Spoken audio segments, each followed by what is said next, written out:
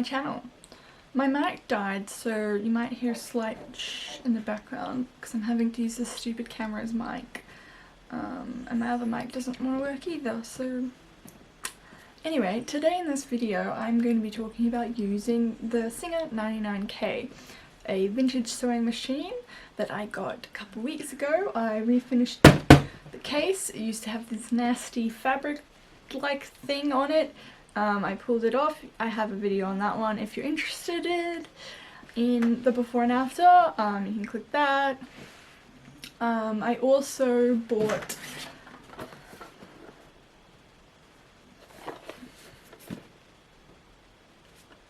I bought a Singer buttonhole attachment 86662. It says for lock stitch fam.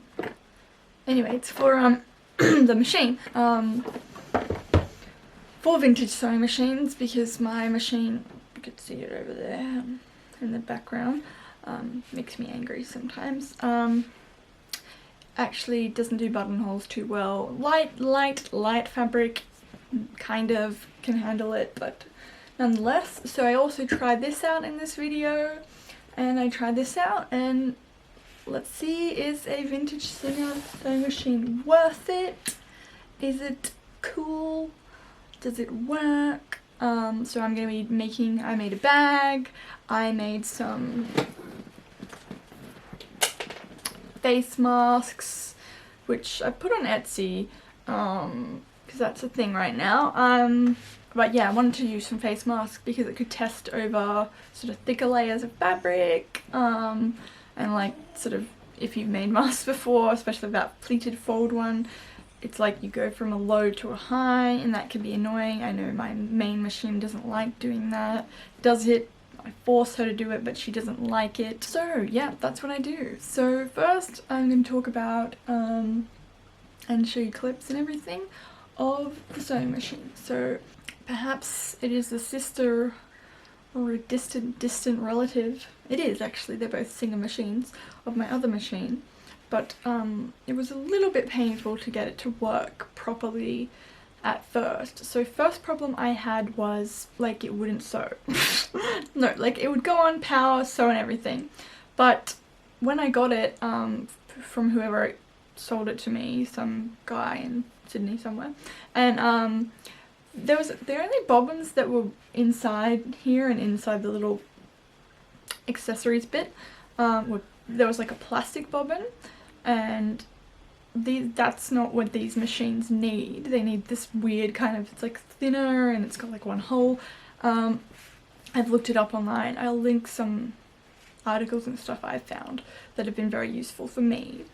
And that didn't come with that, so I was like, oh, I'll use a plastic one, that's fine. So it works with the plastic one that they put in it for some reason. It just works with that one because I think it's the same like thickness and the hole's the same, and it's quite lightweight. I don't know why it works, but it does, because I went to Spotlight and I was like, I was trying to get this damn thing to work, right? And first I thought it was the tension spring, or which I'll show you a close up. First I thought it was the tension knobby thing, and I thought that was messed up because if you've ever used an industrial sewing machine, this seems to thread very similar. I used one in school, and that one has, which I'll show you a picture, it's just much easier to show you the picture.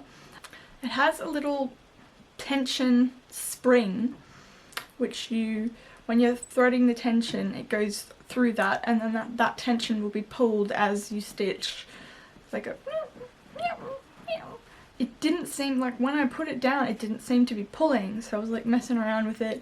I thought I'd done something wrong. I undid the whole tension and put it back together to check if something was broken in there. Nothing was broken. Eventually I got that right, but then I could feel that, because I just used a random bobbin, not the plastic bobbin that came in with it, that fit, and I was using that, and I could feel that the tension of the bobbin, like I would pull the thread through and it was like yanking. So obviously I was like, okay, well, it must be the wrong bobbin. as you know, if you know these most sewing machines like a particular kind of bobbin. But the problem is they didn't give me any bobbins except for some weird plastic one. So eventually it would be skipping stitches and all this stuff, so I changed to that plastic bobbin that it came with. I was like, okay, maybe that'll work yet. Okay, so and then it did work. I used that plastic bobbin, but before that I had gone to Spotlight and I got basically every type of bobbin that I didn't have just to fit and check, and the only ones that I could find that worked are the plastic bobbins and this weird one which has lots and lots of holes in it. I looked online as well to see if I can get original bobbins for this, but people aren't really selling them individually. They're selling like all the accessories for like $100 or $80, and I don't really want to buy that just for the bobbins. So that was the first problem, but fixed the bobbin, fixed the tension spring upper thread bit, and I got it sewn. That took a long time. That took, like, I was going to film the video then, but it took so long and I wanted to scream, and there's a lot of fights with the machine. You know, I'm used to those with my other machine. But, you know, we've made up, we've sorted it out, we've been to counselling, it's fine, it's all good. So that's the first point. I had a lot of issues. Yes, that's what I was going to say. What helped me out a lot is joining this Facebook group, which I saw in another video, in the cleaning video, which I linked to the previous video, to this video where I finished the case, or the previous video. In that description I have linked a video on how to clean it, and she mentioned to join a Facebook group called Vintage Sewing Machines, and when I got this, that's what I did straight away. I joined that group, and a lot of it is just people posting, hey look, I got this cool machine, and everyone's like, wow, amazing, pretty. But you can, and a lot of people do, post, hey, my machine's been an asshole, can you like help me figure that out? So that's what I did when I was having issues with this, and there was a lot of nice people who linked me to a lot of different videos. There was one particular guy, he put in different steps of like 1, check this, 2, check that, 3, do this, to see, you know, what could be causing the problem. So I appreciate all those people. I don't know if they'll ever see this video, but if they do, I really appreciate it. It's a great group to join, even if you don't have a vintage sewing machine yet. Maybe you can do a bit of research there. So there's that. Oh, second problem, my sister has decided that we now have a ghost, and that's what's haunting her, and it's made her fail her test 3 times. Driving test, sorry. I got this about a month ago, and she's been having a lot of bad luck.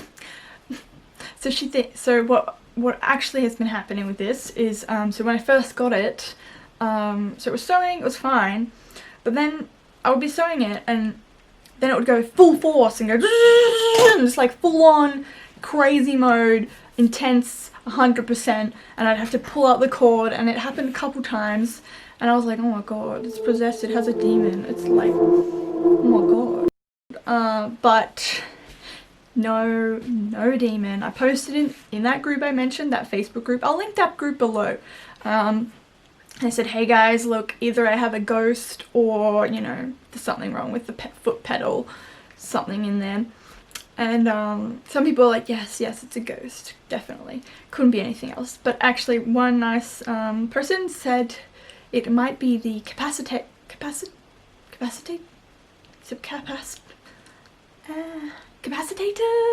I don't know, inside the foot, which essentially they put them in the feet, supposedly back in the day, because lots of people have TV and radios, and it's to stop it drawing too much electricity, something related with that. Supposedly you can just take them out and you don't need to replace them, because we don't have those same issues, because we have like, you know, like on plugs you'll have safety switches, and then you have the whole fuse switch in your house, safety switch. But I think they do recommend you replace them, but I don't know where to get one, so like, pulled it out, had a look what was inside. It was a bit grotty looking, I was a bit like, oh gross, bit oily. But I could see the capacitator was there, and it was just kind of, it almost looks like a little battery. And they told me that I had to unscrew the wiry bits and pull that capacitor out, which is connected to 2 little metal wires, and throw it away because it's dodged. And I was like, oh, I mean, like, I guess I could try it. you know, obviously I didn't have this plugged into any cords because I'm not about that, dying.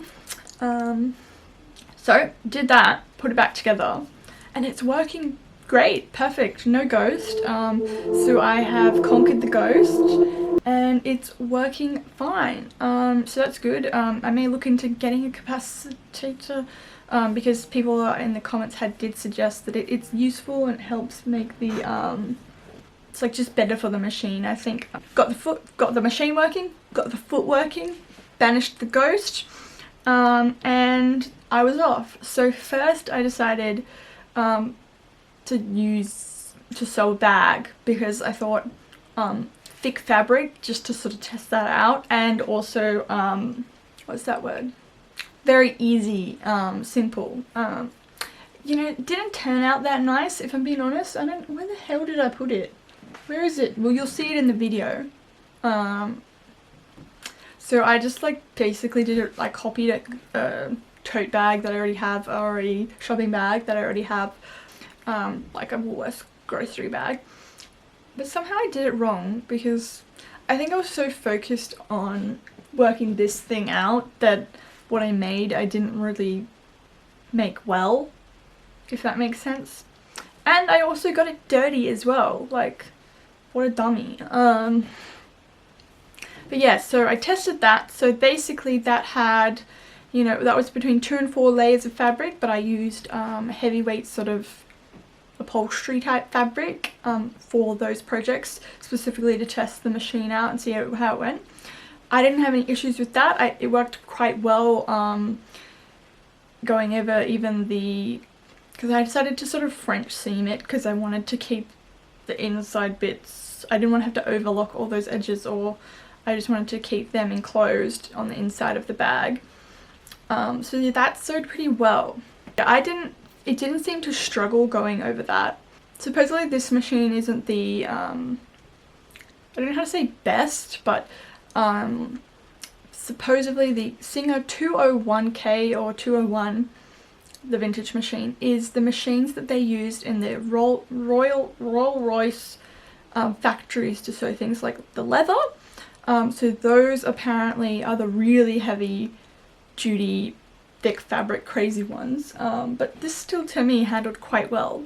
So if you were wanting to get a vintage sewing machine specifically for heavy fabrics, maybe look more into that. Obviously I don't have one of those machines, so I can't really comment and tell you on that one, but just letting you know that's what I've heard from people who know more about this stuff than me.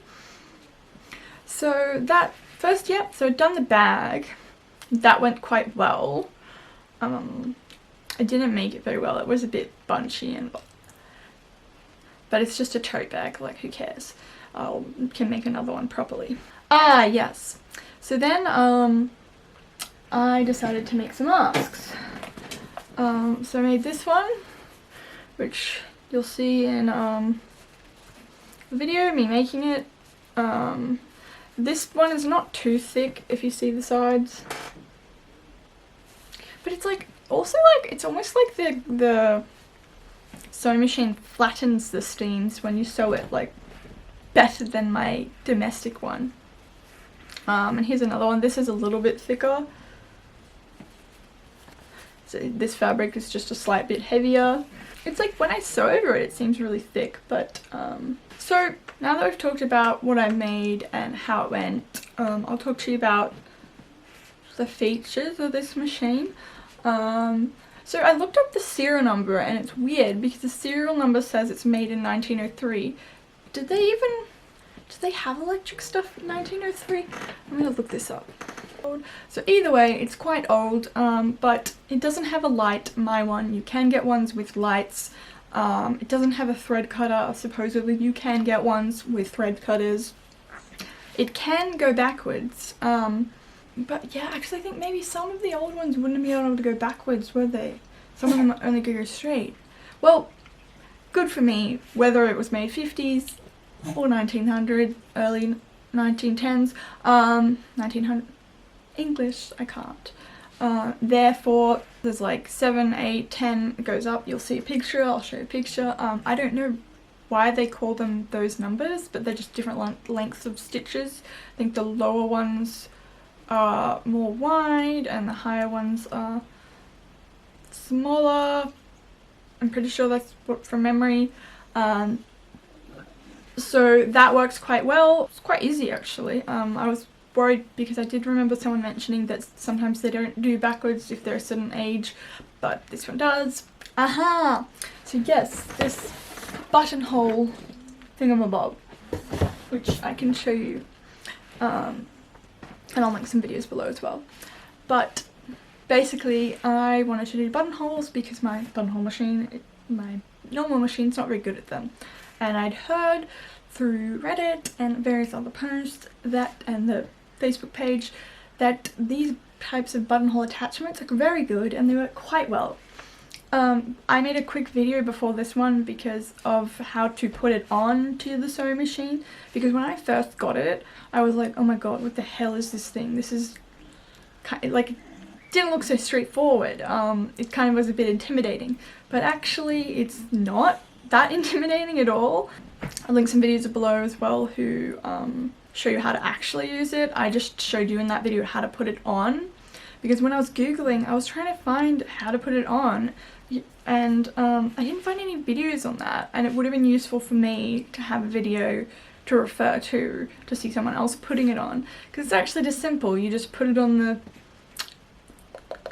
little feed dot, you unscrew the little, you unscrew the foot and you basically put it where the foot was, and you've also got to put this little plate on the bottom to cover the feed dog so it can move around. Use them. So I decided to test it on different various levels of fabric. I also put on my Instagram stories and I got up to 10 layers. I didn't push it anymore. I probably could have, but I don't know, I had things to do that day. I'm not sure what I was doing.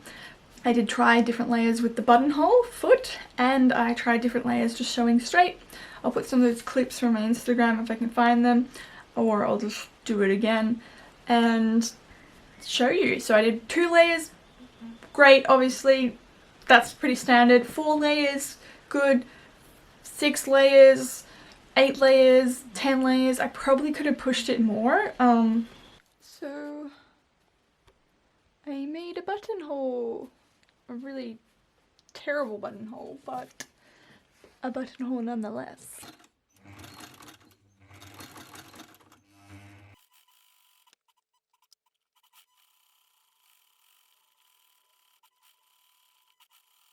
So that is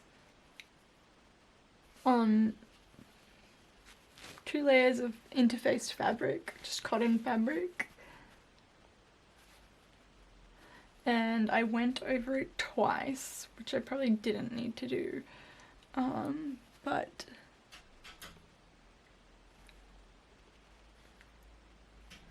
that went really well.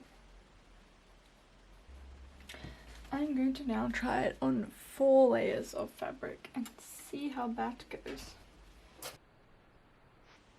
I'm shook. So this is for anyone who has had a button fail any project and just totally your project perfect. I'm a bit scared.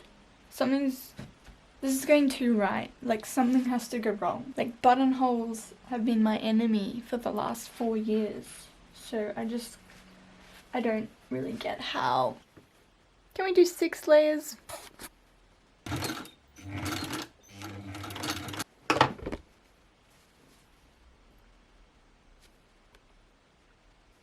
It's a good thickness.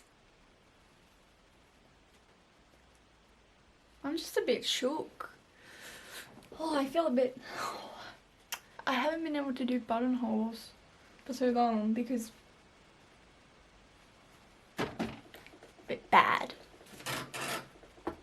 Good. I'm shook. Shook. Well, I did 2 layers, 4 layers and 6 layers.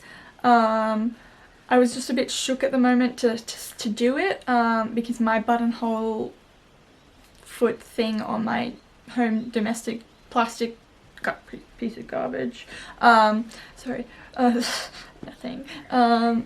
machine doesn't really work very well, so This is gonna sound funny, but when I was doing it, I was making the buttonholes with the foot on the vintage machine, and I was like so shook. I was like, oh my god, I feel like shaky. Oh my god.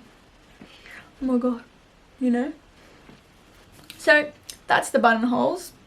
So briefly in this section I'll talk about some of the issues I had besides making it work, which I spoke about earlier in the beginning of this. But the main issue I had was going over. So see, when you go over different layers of fabric, these are a bit thicker at the time. I think I went over a few thicker things, but when one is thick and then it goes down to thin and then it goes back up to thick and then down to thin, the machine kind of like the foot can sometimes get caught a little bit in going through that. I have that issue a lot with my domestic one. This handled it definitely better, like a lot better. I just sort of had to slightly pull just a little bit. You probably know this if you've sewn with a domestic machine, like I'm sure this happens to some people, but like it handled that a lot better than my machine would, and it wasn't because it didn't have enough pressure. It was like getting sort of like caught almost. So let me know what garment you think I should sew with this next. I was thinking of doing something with buttonholes, like lots of buttonholes, because I've been avoiding buttonholes for a very long time because of my problematic machine over there, and I'd like to give them a go, I guess. So yeah, give me some pattern suggestions if you have any which have a lot of buttonholes. The vintage shirt dress I have, I've made that before. That has a fair few buttonholes. I might make that. Maybe just some tops, maybe just some simple, like I like making simple quick makes because I'm very impatient and I'm very lazy. Is that the word? Yeah, I just say impatient. So that's everything for this video. Next video I will be probably making a dress or showing my latest makes, depending on whatever. Trying to make a video once a week at least, maybe even twice, and we'll see how I go. So thanks for watching and I'll see you next time.